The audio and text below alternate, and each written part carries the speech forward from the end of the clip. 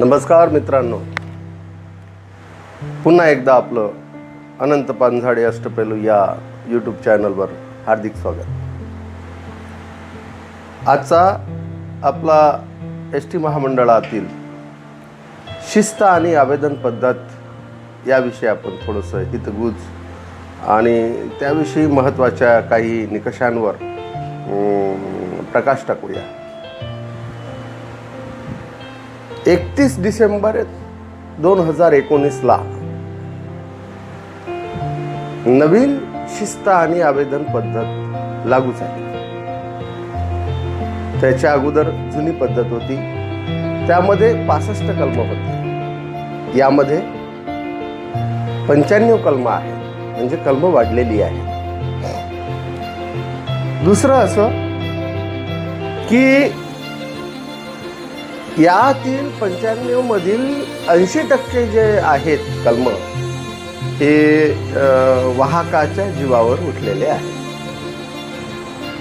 S T महामंडळामध्ये मला असं वाटते की शिस्त आणि आवेदन पद्धत ही प्रत्येक डिपार्टमेंटमध्ये कमी अधिक प्रमाणात आहेच, असतेच, ते असायलाच पाहिजे.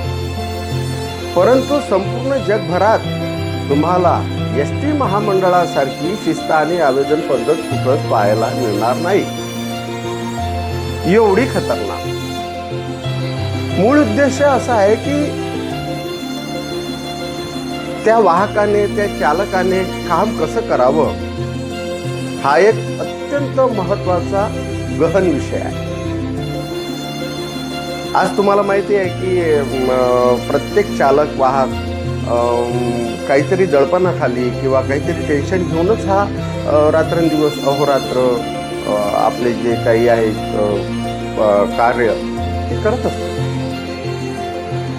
मग इतकं सगळं असताना तो त्या पद्धतीने सगळं सेवा देत असताना त्याच्यावर एवढे मोठे निर्बंध का लावल्या जातात.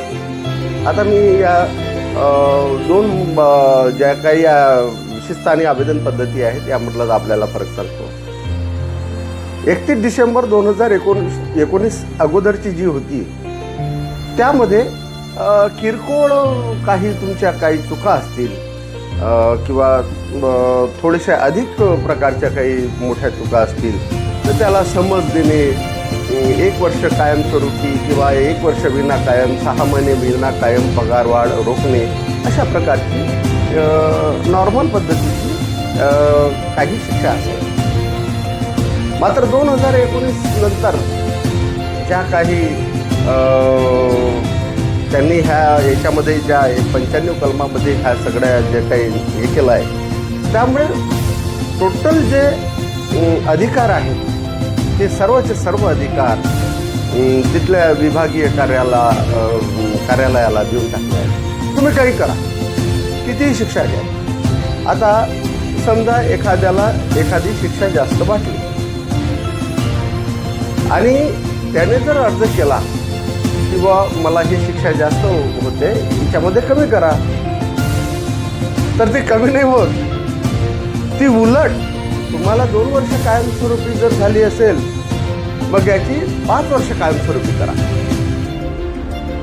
कदाचित तुम्हाला माहीत नसेल की बहुतेकांना असं वाटते 5 वर्ष कायमस्वरूपी शिक्षा म्हणजे काय, काहीच तर नाही आहे. नाही, जो एवढ्या तुटपुंज्या वेतनामध्ये काम करतो त्याच्यासाठी 5 वर्ष कायमस्वरूपी म्हणजे माझ्या माहितीप्रमाणे त्याला रिटायरमेंटला 7.5 लाख रुपये कमी आजच्या हिशोबाने. ही शिक्षा थोडी आहे का? त्या 7.5 लाखमध्ये त्याचा मुलगा एखादा इंजिनियर, डॉक्टर होऊ शकतो, 2 मुलीचं लग्न होऊ शकते त्या चालक वाहकाच्या. मग ह्या ज्या गोष्टी आहेत अगदी किरकोळ आणि किरकोळ त्याच्या चुकीसाठी. त्यानंतर सेवाज्येष्ठता ते कमी करणे, असे मानसिक तणावामध्ये राहतात तर घरच्या किंवा इतर कुठल्याही कारणापेक्षा ते दबावाखाली काम करतात. अर्थात एस टी महामंडळाचं म्हणणं असं आहे की चालक वाहक हा तणावमुक्त राहिला पाहिजे. हे तुम्हालाही माहिती आहे. पण तसं होतं का? तो ड्युटीवरून खाली उतरेपर्यंत, पैसे भरेपर्यंत 100% तणावग्रस्तच असतो.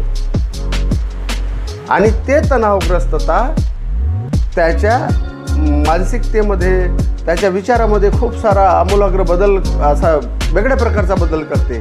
आणि तो वेगळ्या प्रकारचा बदल मग बदलाची किंवा असं विचित्र प्रकारचे भास त्याच्यामध्ये निर्माण होतात. आणि ही गोष्ट मुळात शिस्त आणि आवेदन पद्धत ज्यांनी निर्माण केली त्याला हे समजायला पाहिजे होतं. कारण बाकी डिपार्टमेंटमध्येही आहेत, पण एवढ्या कठीण नाही आहेत. एवढे मोठे मोठे स्कॅम होतात, घोटाळे होतात, पता नाही काय काय होते. त्यामध्ये असं कधी कोणी वाचलं नसेल की हे त्यांच्यावर फार मोठा काही असा गुन्हा लावलेला आहे म्हणून. मग एस.टी. महामंडळामध्येच हे नवीन जे शिस्त आणि आवेदन पद्धत जी आहे, ज्याच्यामध्ये 95 कलमं आहेत, ती आणण्याची काय गरज? आणायलाच नव्हती पाहिजे.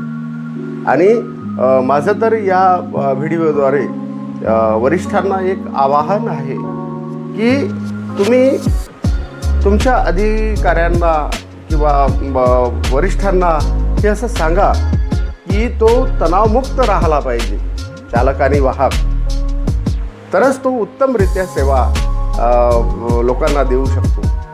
तो चिडचिड करणार नाही. अलीकडे आता तुम्हाला माहिती आहे की ते महिलांना हाफ तिकीट करण्यात आलं आहे. त्याच्यामध्ये खूप साऱ्या महिला पुरुषांसोबत म्हणजे नवऱ्यासोबत, लेकरांसोबत त्या गाडीत बसतात. खूप साऱ्या महिला असतात. आणि या सगळ्या ह्याच्यामुळे त्याची जी कॅपॅसिटी आहे त्या बसची, त्याच्यापेक्षा डबल टिबल लोक बसतात. आणि मग त्याची साहजिकच मानसिकता खराब होते. त्यामध्ये जर एखादा लाईन चेकिंगवाले किंवा तपासणी जर आले तर मग ते असं केलं, ते तसं केलं, कॅश दाखवा, हे करा, ते करा, खूप साऱ्या अनंत अडचणी आहेत. म्हणून मला असं वाटते हे काहीसं चुकीचं आहे. याच्यामध्ये थोडा तरी बदल करायला पाहिजे. कारण की एवढ्या कमी वेतनामध्ये एवढं मोठं काम करणारा हा जगातील एकमेव प्राणी आहे, चालक आणि वाहक. कारण तुम्हाला माहिती आहे की तुम्ही सुज्ञ नागरिक आहात. तुम्ही जेव्हा लोक एस.टीने प्रवास करता, काय काय अवस्था असते त्याची, त्या चालक वाहकाची, त्याची त्यालाच माहिती आहे. आणि ते तुम्ही पाहता. म्हणून कुठंतरी याला वाट मिळणे महत्त्वाचं आहे. कुठंतरी याला टर्निंग पॉईंट मिळणं आवश्यक आहे. आणि हे शिस्त आणि आवेदन पद्धत यामधले जे हानिकारक कलम आहे, जे चालक आणि वाहकाच्या जीवावर उठलेले आहेत, याला कुठंतरी ब्रेक लागला पाहिजे असं मला वाटतं. तुम्हाला काय वाटते? व्हिडिओमध्ये आवर्जून आपल्या प्रतिक्रिया कळवा. आणि तुमच्या डोक्यात जर आणखी काही नवीन विषय असेल तो मला सांगा. त्याच्यावर मी थोडंसं विश्लेषण आपल्यापर्यंत पोहोचेल. तोपर्यंत नमस्कार. पुढील एपिसोड लवकरच आपल्यासमोर येईल. तोपर्यंत नमस्कार.